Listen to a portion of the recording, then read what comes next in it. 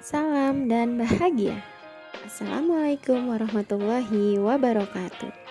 Perkenalkan, saya Eriska Trioktaviana Sari, calon guru penggerak Angkatan 9 SDN Batu Ampar 11 pagi. Pada kesempatan kali ini, saya akan memaparkan tentang kesimpulan dan refleksi pemikiran Ki Hajar Dewantara, Modul 1.1 Koneksi Antar Materi. Apakah pendidikan dan pengajaran itu sama? Pengajaran adalah bagian dari pendidikan. Pengajaran adalah proses pendidikan dalam memberi ilmu untuk kecakapan hidup anak secara lahir dan batin. Sedangkan pendidikan pada hakikatnya adalah menuntun atau memberi tuntunan terhadap segala kekuatan kodrat yang dimiliki anak agar ia bisa mencapai keselamatan dan kebahagiaan yang setinggi-tingginya, baik sebagai manusia maupun sebagai anggota masyarakat. Pendidikan menciptakan ruang bagi murid untuk bertumbuh secara utuh agar mampu memuliakan dirinya dan orang lain serta menjadi mandiri. Apa yang saya percaya tentang murid dan pembelajaran di kelas sebelum saya mempelajari modul 1.1? Sebelum saya mempelajari modul 1.1 tentang pemikiran Ki Hajar Dewantara, pembelajaran yang saya lakukan di kelas hanya sebatas transfer materi pelajaran saja. Saya menganggap ketuntasan dalam penyampaian materi lebih penting daripada memahami karakteristik murid. Biasanya saya hanya melihat dari nilai siswa dari aspek kognitif saja. Misalnya saja saat mereka mengerjakan soal, tugas, atau formatif dan sumatif. Jika nilai murid sudah mencapai KKM, maka saya beranggapan bahwa pembelajaran itu sudah berhasil. Kemudian saya percaya bahwa dengan tindakan-tindakan tegas dan menghukum siswa bisa merubah perilaku mereka. Ketika mereka melakukan kesalahan yang berulang-ulang, dengan tegas saya memberikan hukuman yang tidak sesuai dengan kodrat mereka, seperti pada saat mereka bertengkar, saya akan menghukum mereka dengan saling bermaaf-maafan dan juga membersihkan pekarangan sekolah. Kemudian pada saat mereka tidak mengerjakan tugas, saya memberikan tugas yang lebih banyak lagi. Padahal jika dipikir-pikir, tugas sedikit yang diberikan saja, murid sudah terasa berat mengerjakannya. Apalagi ditambah dengan tugas lainnya yang lebih banyak lagi.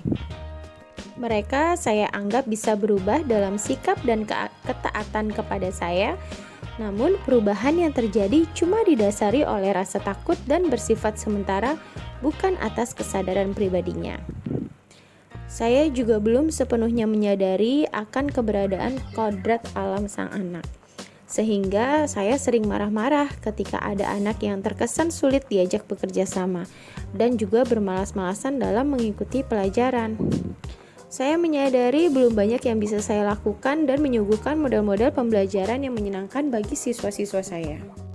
Kemudian saya juga hanya meminta siswa untuk menghafal materi yang saya ajarkan tanpa memikirkan bagaimana cara agar materi tersebut dapat dipahami dengan sepenuhnya. Sehingga saya sering merasa gagal dan juga mengeluh jika murid-murid yang tidak mencapai KKM setelah melakukan evaluasi. Selanjutnya, apa yang berubah dari pemikiran atau perilaku saya setelah mempelajari modul 1.1 ini? Setelah saya mempelajari modul 1.1, saya merasa bahwa apa yang saya pikirkan dan saya lakukan selama ini ternyata masih belum tepat. Setelah saya mempelajari modul 1.1 ini, saya menyadari bahwa seharusnya saya melakukan proses pembelajaran secara menyeluruh, bukan hanya pada aspek kognitif saja, namun juga melihat aspek afektif, psikomotor, spiritual, sosial, dan juga budaya. Kemudian, murid bukan sebagai objek pembelajaran, melainkan sebagai subjek pembelajaran, yang artinya murid memiliki kebebasan berekspresi, mengemukakan pendapat, dan juga berkreasi sesuai dengan metode atau model pembelajaran dan media yang tepat. Kemudian guru seharusnya hanya bertindak sebagai fasilitator dalam proses pembelajaran. Selain itu, sebagai guru saya harus mau mempelajari karakteristik murid, karena setiap anak yang dilahirkan itu unik dengan segala kelebihan dan juga kekurangannya masing-masing. Guru pun harus ikhlas, penuh kesabaran dengan segala ketulusan hati agar terwujud pembelajaran yang menyenangkan dan berpusat pada murid. Saya juga harus menghargai setiap karakter murid dan memberikan kesempatan untuk mereka tumbuh sesuai dengan kodratnya.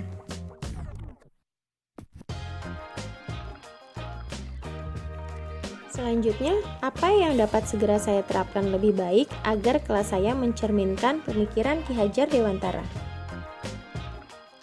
Yang dapat segera saya terapkan dalam pembelajaran di kelas antara lain merancang pembelajaran yang interaktif dan menyenangkan yang berpusat pada siswa, kemudian mengenali karakteristik siswa dengan baik, dan melakukan pembelajaran yang menuntun, bukan lagi pelajaran yang menuntut. Karena tugas guru adalah memberikan tuntunan atau arahan yang baik kepada murid, dan sebagai guru saya akan berusaha menjadi teladan bagi murid baik dalam perkataan maupun perbuatan.